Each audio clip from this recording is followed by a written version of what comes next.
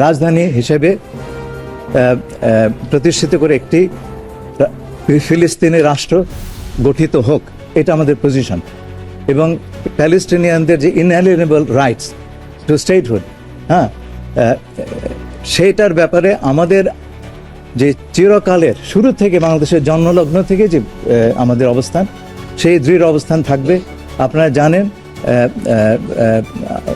শহীদ রাষ্ট্রপতি জিয়াউর রহমান সাহেব এই বিষয়ে ব্যাপক এবং বিশেষ উদ্যোগ নিয়েছিলেন, সেটা আমাদের অনুপ্রেরণা হয়ে থাকবে।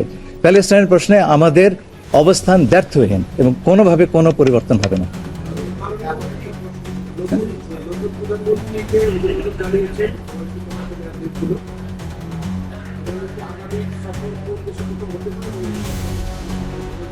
এই বিষয়ে এখনো সিদ্ধান্ত হয়নি, আমাদের আলোচনা সরকারের ভেতর অব্যাহত আছে।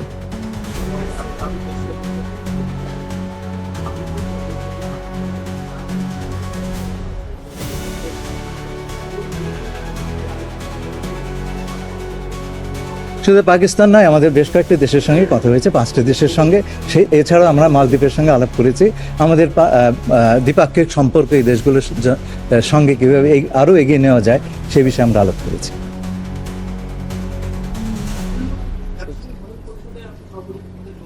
জি,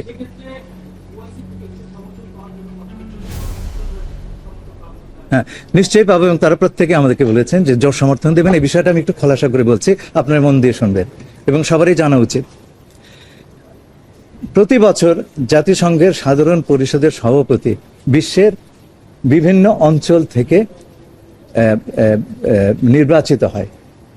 এই বছর এখন যেটা চালু আছে 80তম, সেটার সভাপতি ইউরোপ অঞ্চল থেকে, পশ্চিম ইউরোপ অঞ্চল থেকে জার্মানি, যারা ইউরোপিয়ান ইউনিয়নের মেম্বার।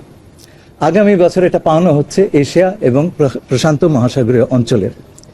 এতে প্রথম প্রার্থিতা ডিক্লেয়ার করে সাইপ্রাস, কিন্তু সাইপ্রাস হচ্ছে ইউরোপিয়ান ইউনিয়নের একজন পূর্ণ সদস্য এবং জাতিসংঘের ইকোনমিক কমিশন অফ ইউরোপের তারা একজন সদস্য। আমরা যেরকম এসক্যাপের সদস্য, তাই না? আচ্ছা, economic commission for Asia and Pacific, তারা সেটা নেয়, তারা তাদের আইডেন্টিটি সম্পূর্ণভাবে ইউরোপিয়ান। অথচ এটা পাওয়ানো হচ্ছে এশিয়া এবং প্রশান্ত মহাসাগর অঞ্চলের। এর জন্যে গত বছর আমাদের বিভিন্ন বন্ধুরাষ্ট্র বলেছেন যে এশিয়ার স্বার্থ রক্ষার জন্য আপনারা এই প্রার্থীটা, আপনাদের প্রার্থী দেওয়ার জন্য আমরা আপনাদেরকে অনুরোধ জানাচ্ছি। এবং আমাদের বিবেচনায় ছিল দুটো বিষয়, যে 40 বছর পর আবার আমরা এই পদে নির্বাচিত হওয়ার একটা সুযোগ পাচ্ছি, আর এই অঞ্চলের দেশ হিসাবে এই অঞ্চলের স্বার্থ রক্ষা, সেটা আমাদের একটা প্রধান দায়িত্ব। এই অঞ্চলের স্বার্থ যদি অঞ্চলের দেশগুলো না দেখে, বাইরে থেকে কেউ এসে দেখবে না।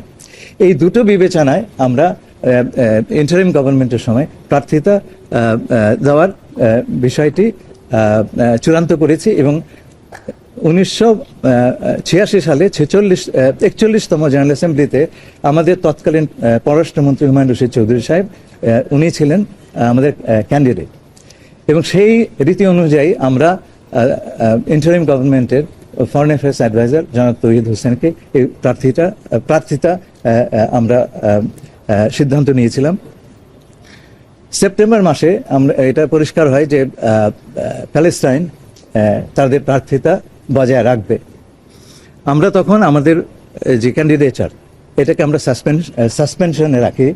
আমাদের একটা আশঙ্কা ছিল, যেহেতু প্যালেস্টাইন জাতিসংঘের পূর্ণ সদস্য নয়, সেহেতু হয়তোবা এক সময় তারা প্রার্থিতা উইথড্র করতে পারে। সে অবস্থাতে এশিয়া অঞ্চল থেকে আমাদের ক্যান্ডিডেচার বজায় রাখা দরকার ছিল। এবং আমাদের সে আশঙ্কা অনুযায়ী বা অনুমান অনুযায়ী শেষ পর্যন্ত আপনারা জানেন কয়েকদিন আগে প্যালেস্টাইন তাদের প্রার্থিতা তুলে নিয়েছে, প্রত্যাহার করেছে।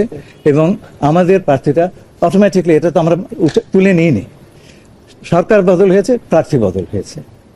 জনাব তৌহিদ সাহেব উনি পররাষ্ট্র উপদেষ্টা ছিলেন, এখন আমি পররাষ্ট্রমন্ত্রী, আমাকে সেখানে অটোমেটিকলি আমার নাম এসেছে। তো আমাদের একটা চ্যালেঞ্জ হচ্ছে যে আমরা সাইপ্রাস তারা বছর জুড়ে প্রচার করেছে, আমাদের হাতে মাত্র আছে 3 মাস বা তার চেয়ে কম। তো এই অবস্থাতে আমাদের প্রধান একটা উপজীব্য বিষয় ছিল যে এই অল্প সময়ে আমরা কতটুকু পথ অতিক্রম করতে পারবো নিশ্চিত জয়ের জন্য। এবং সেটা বোঝবার জন্য আমরা আমাদের ওআইসি বন্ধু দেশগুলোর সঙ্গে কথা বলেছি, আমরা তাদের কাছ থেকে অকুণ্ঠ সমর্থন পেয়েছি, জোর সমর্থন পেয়েছি, এবং তারা বলেছেন যে তারা শুধু আমাদের সমর্থনই করবেন না, আমাদের প্রার্থিতার পক্ষে তারা সারা বিশ্বে প্রচারণা চালাবেন।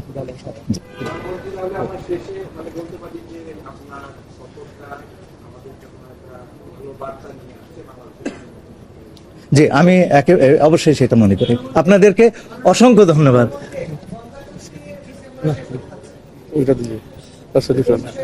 এইটা আমি ইন্ডিয়ার সঙ্গে কথাবার্তা বলে আপনাদের জানাবো, সেই কথা এখনো হয়নি। হ্যাঁ, আচ্ছা, এটা কিন্তু শেষ, আপনি মেনে নিচ্ছেন, এটা কিন্তু শেষ। জি।